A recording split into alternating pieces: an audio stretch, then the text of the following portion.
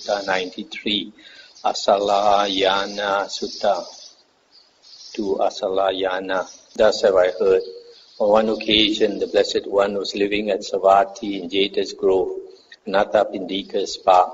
Now, at that time, 500 Brahmins from diverse provinces were staying at Savatthi for some business or other. Then those Brahmins thought, this recluse Gautama describes purification for all the four castes. Who is there able to dispute with him about this assertion? Stop here for a moment.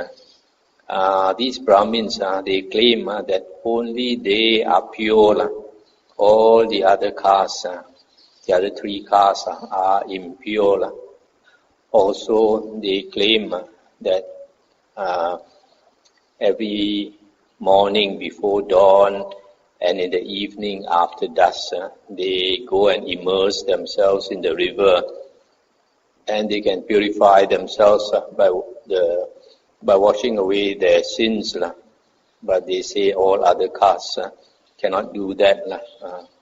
But so when they heard that the Buddha says all the four castes can be purified, they were not happy. So they were trying to think of somebody to go and argue with him. Now, on that occasion, a Brahmin student named Asalayana was staying at Savatthi, young, shaven-headed, 16 years old. He was a master of the three Vedas with their vocabularies, liturgy, phonology and etymology, and the histories as a fifth. Skilled in philology and grammar, he was fully versed in natural philosophy and in the marks of a great man. Then the Brahmins thought, there is this young Brahmin student named Asalayana staying at Savatthi, young, shaven-headed, 16 years old, etc., and fully versed in natural philosophy and the marks of a great man. He will be able to dispute with the recluse Gautama about this assertion. So the Brahmins went to the Brahmin student Asalayana and said to him, Master Asalayana, this recluse Gautama describes purification for all the four castes. Let Master Asalayana come and dispute with the recluse Gautama about this assertion. When this was said, the Brahmin student Asalayana replied, Sirs, the recluse Gautama is one who speaks the Dhamma. Now those who speak the Dhamma are difficult to dispute with. I am not able to dispute with the recluse Gautama about this assertion. The second time, the Brahmin said to him, Master Asalayana, this recluse Gautama describes purification for all the four castes. Let Master Asalayana come and dispute with the recluse Gautama about this assertion. For the training of a wanderer has been completed by Master Asalayana. For the second time, the Brahmin student Asalayana replied, Sirs, the recluse Gautama is one who speaks the Dhamma.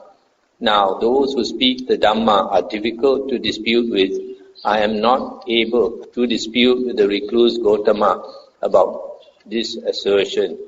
A third time, the Brahmin said to him, Master Asalayana, this recluse Gautama describes purification for all the four castes. Let Master Asalayana come and dispute with the recluse Gautama about this assertion.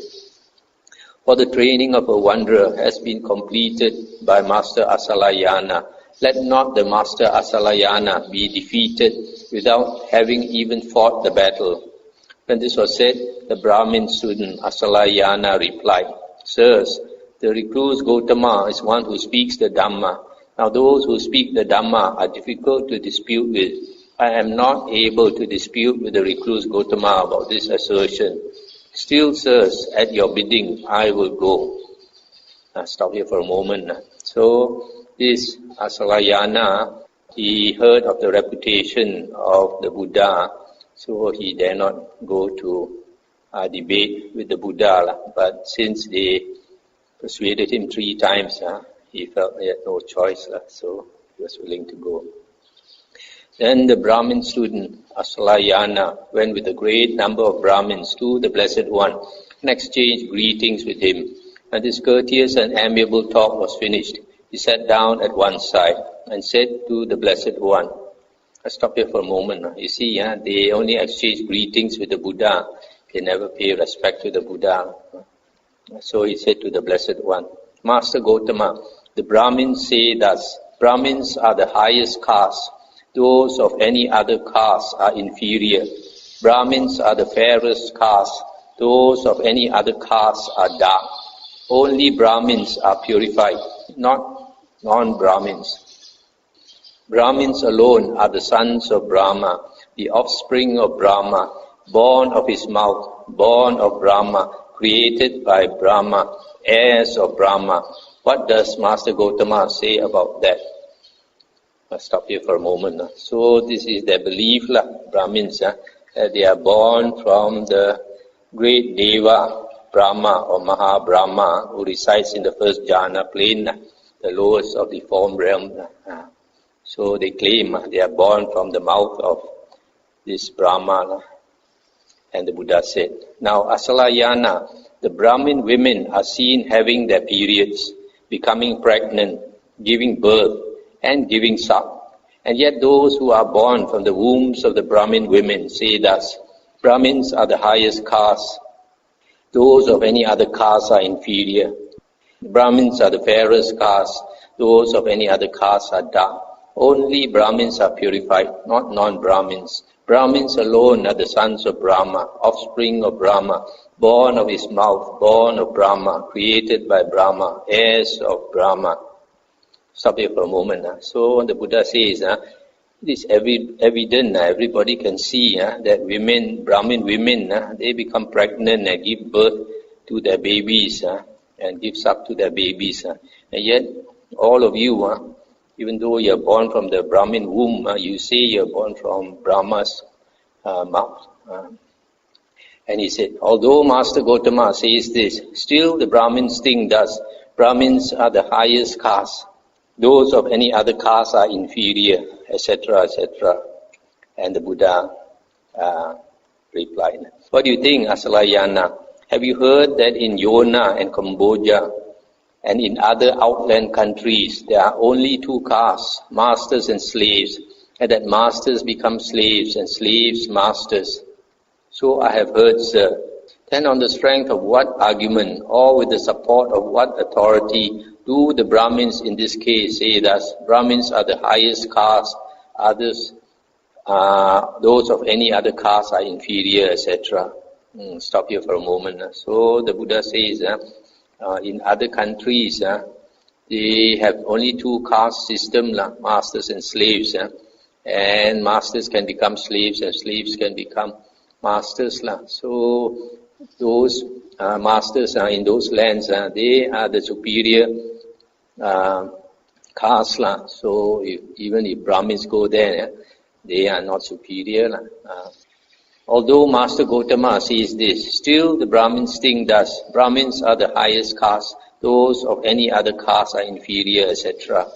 What do you think, Asalayana? Suppose a noble, somebody of the noble clan, were to kill living beings, take what is not given, misconduct himself in sensual pleasures, speak falsely, speak maliciously, speak harshly, gossip, be covetous, have a mind of ill will, and hold wrong view. On the dissolution of the body after death, would only he be likely to reappear in a state of deprivation, in an unhappy destination, in perdition, even in hell, and not a Brahmin? Suppose a merchant or a worker who were to kill living beings, etc., and hold wrong view. On the dissolution of the body after death, would only he be likely to reappear in a state of deprivation, in an unhappy destination, in perdition, even in hell, and not a Brahmin?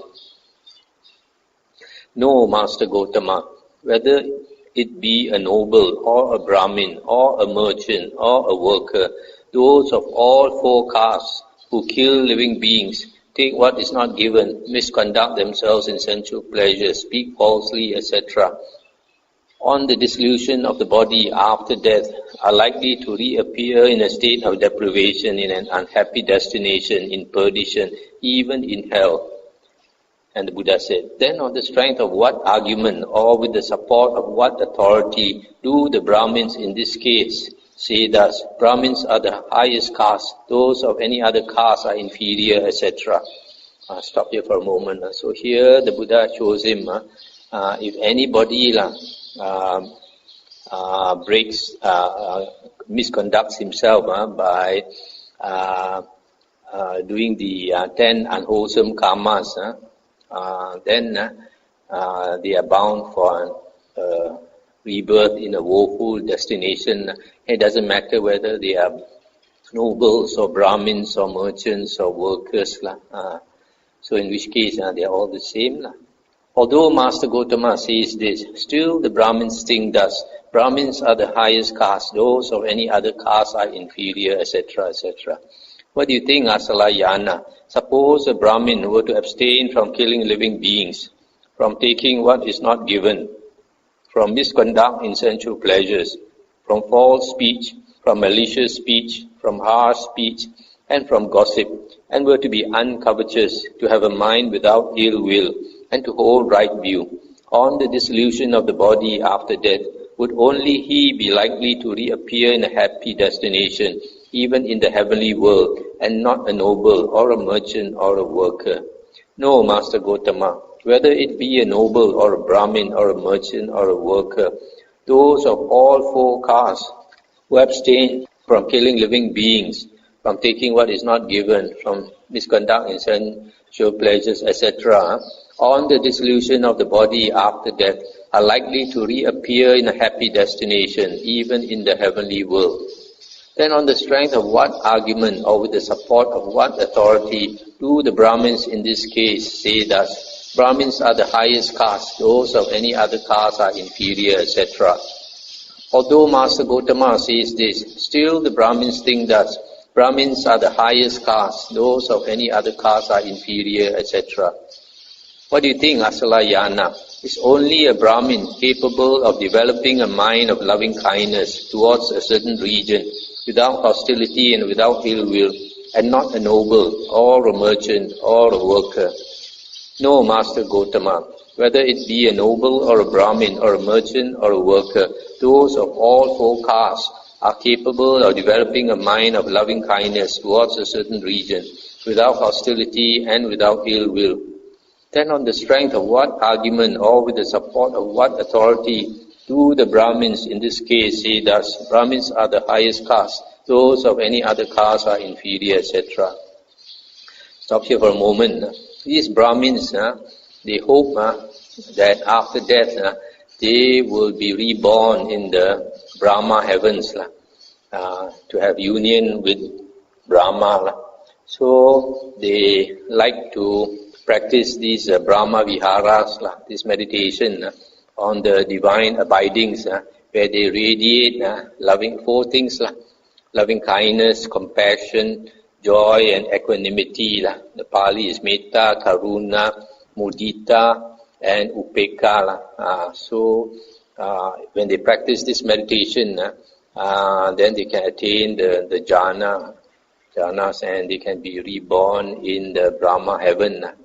But here he conceded that not only a Brahmin can practice this meditation, any person of any other caste can also do so. Although Master Gotama says this, still the Brahmins think thus, Brahmins are the highest caste, those of any other caste are inferior, etc. What do you think, Asalayana? Is only a Brahmin capable of taking a loofah and bark powder, going to the river and washing off dust and dirt, and not a noble, or a merchant, or a worker? No, Master Gotama, whether it be a noble, or Brahmin, or a merchant, or a worker, those of all four castes are capable of taking a loofah and bark powder, going to the river and washing off dust and dirt.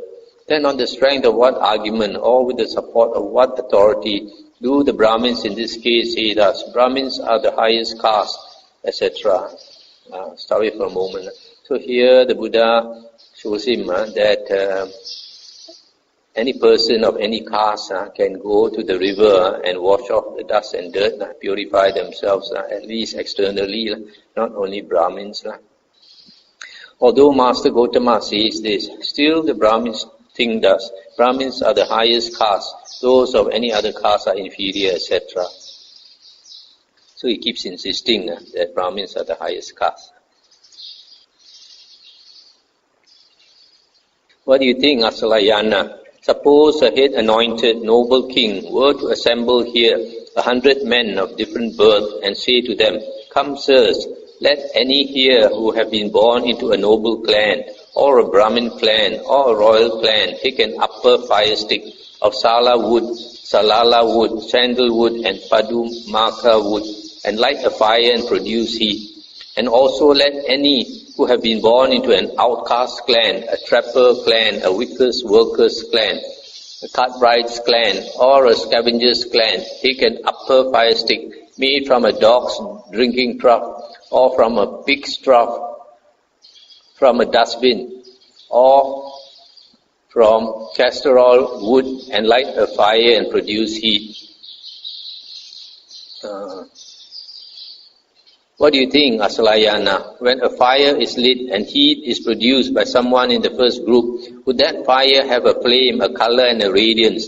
And would it be possible to use it for the purposes of fire? While when a fire is lit and heat is produced by someone in the second group, that fire would have no flame, no color, and no radiance, and it would not be possible to use it for the purposes of fire. No, Master Gotama.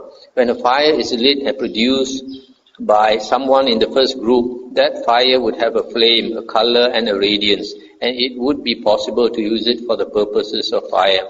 And when a fire is lit and heat is produced by someone of the second group, that fire too would have a flame, a color, and a radiance, and it would be possible to use it for the purposes of fire.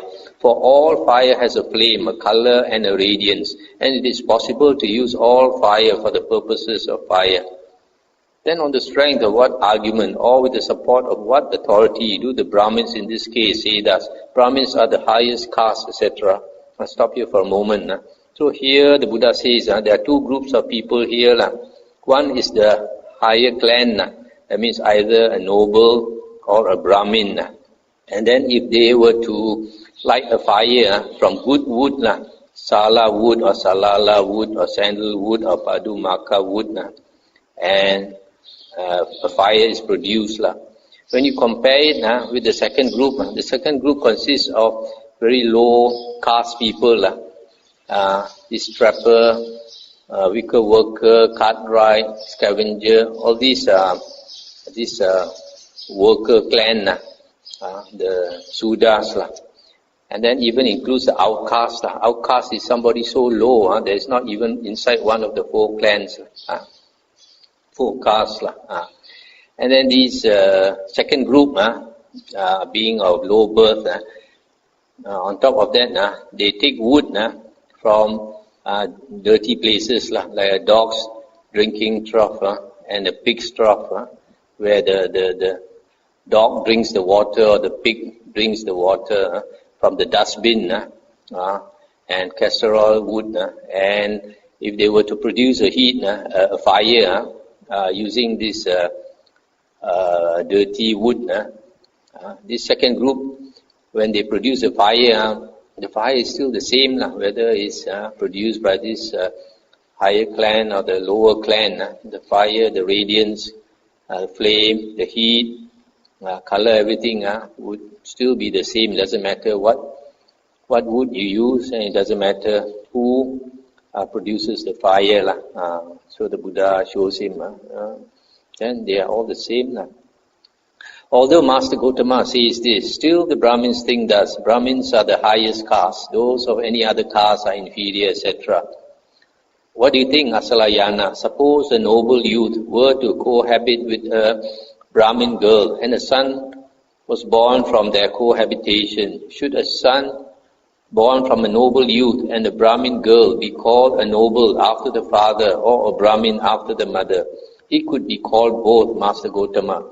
What do you think, Asalayana? Suppose a Brahmin youth here were to cohabit with a noble girl, and a son were to be born from their cohabitation. Should the son born from a Brahmin youth and a noble girl be called a noble after the mother, or a Brahmin after the father? He could be called both, Master Gotama. What do you think, Asalayana? Suppose a mare were to be mated with a male donkey, and a foal were to be born as the result. Should the foal be called a horse after the mother, or a donkey after the father? It is a mule, Master Gotama, since it does not belong to either kind. I see the difference in this last case, but I see no difference in either of the former cases. What do you think, Asalayana? Suppose there were two Brahmin students who were brothers, born of the same mother, one studious and acute, and one neither studious nor acute. Which of them would Brahmins feed first at a funeral feast, or at a ceremonial milk rice offering, or at a sacrificial feast, or at a feast for guests? On such occasions, Brahmins would feed first the one who was studious and acute, Master Gotama. For how could what is given to one who is neither studious nor acute bring great fruit? Stop here for a moment. So here, when you have two Brahmins, one is very studious, diligent, and also is very sharp, intelligent, compared to another who is not so diligent or intelligent, then they would give preference to the one who was more studious and acute.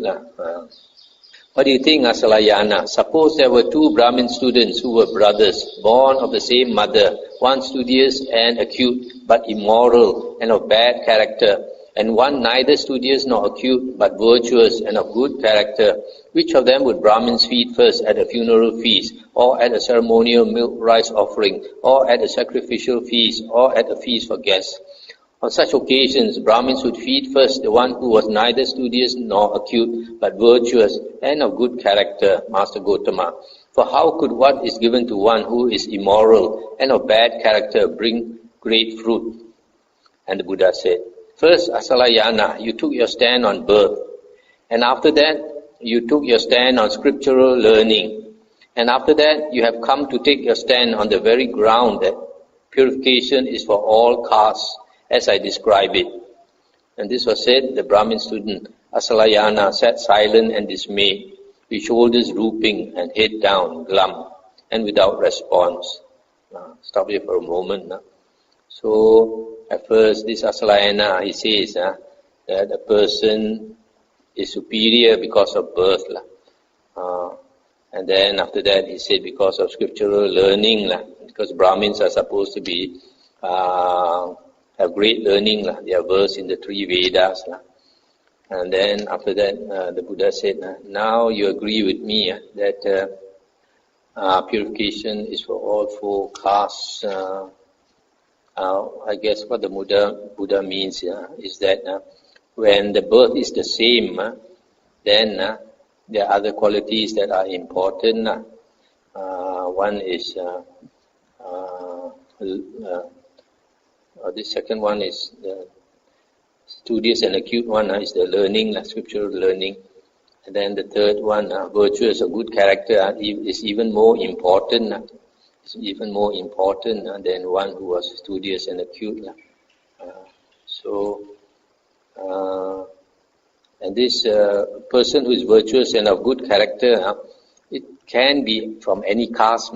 Earlier the Buddha showed that it's not only Brahmins who can be virtuous and of good character. Anybody who keeps who does not do unwholesome actions and does all the 10 wholesome actions or 10 wholesome karmas, then he is purified. In which case, the most important here the Buddha shows is virtue, good character, which is similar to purification. If a person is virtuous or good character, he purifies himself. So Asalayana could not reply and sat dismayed. Knowing this, the Blessed One said to him, once, Asalayana, when 7 Brahmin seers were dwelling in leaf huts in the forest, this pernicious view arose in them. Brahmins are the highest caste, those of any other caste are inferior, etc., etc. Now the seer, Devala the dark, Kanha Devala, heard this.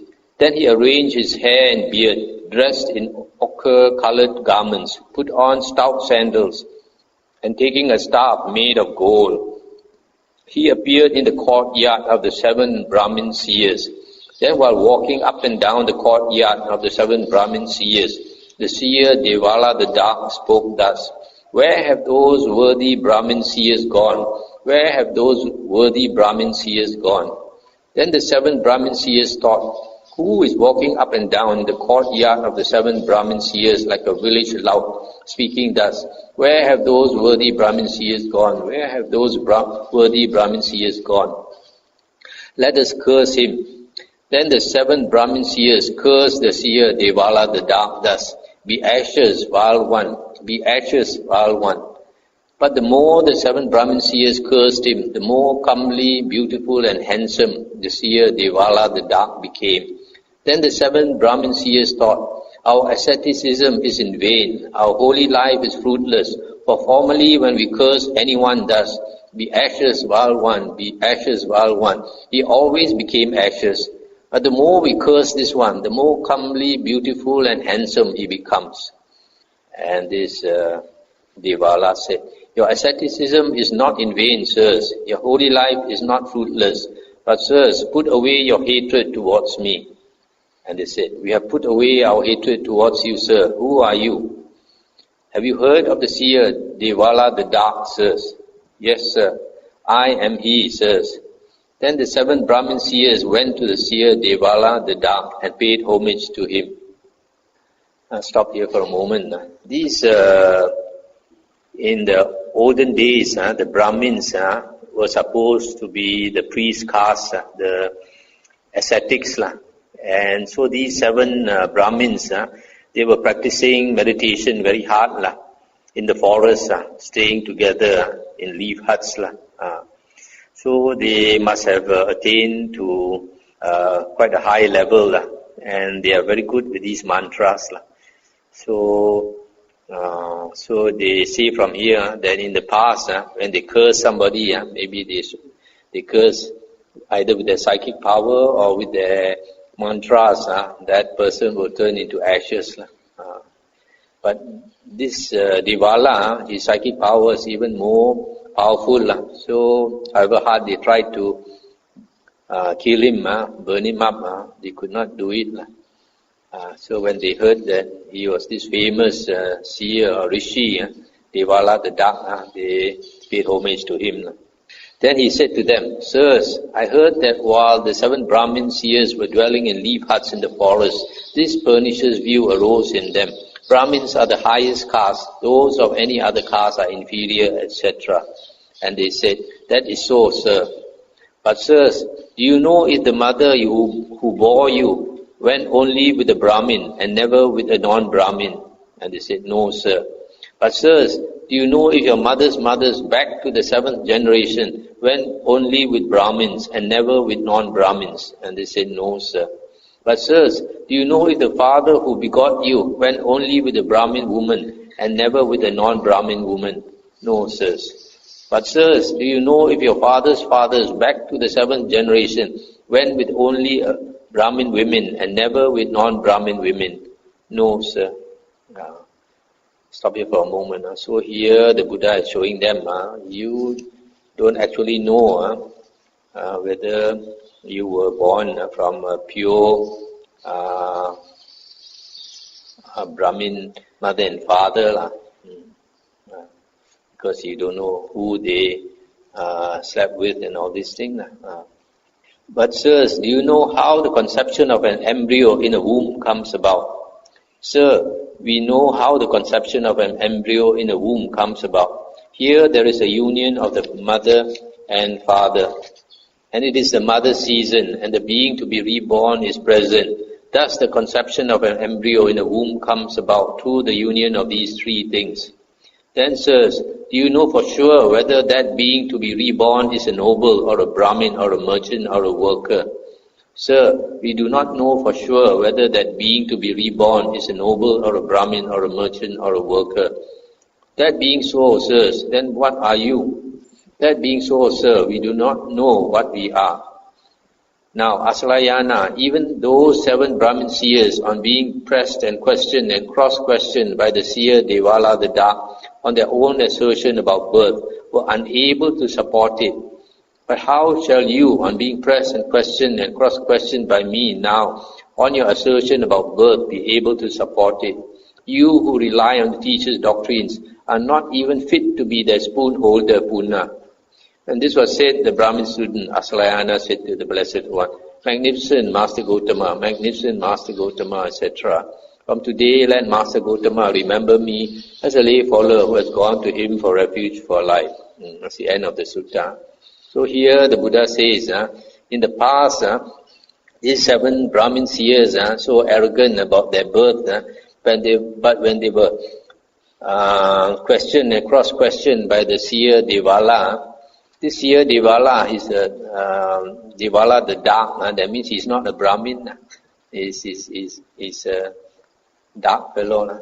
So when he questioned and cross-questioned them, they admitted they don't know actually. Before their birth, they are supposed to be that this Gandhava, this intermediate body that lodges itself in the womb. So they don't know their previous birth, whether their previous birth they were a Brahmin or a noble or a merchant or a worker. So that being so, they don't really know what they were before. So the Buddha says, even these 7 Brahmin seers with psychic power, they could not stand up to questioning by the seer Devala. How can you stand up to my questioning? The Buddha says, you are not even fit to be their spoon holder. So this is one of the suttas that shows how they like to argue about with the Buddha about their birth.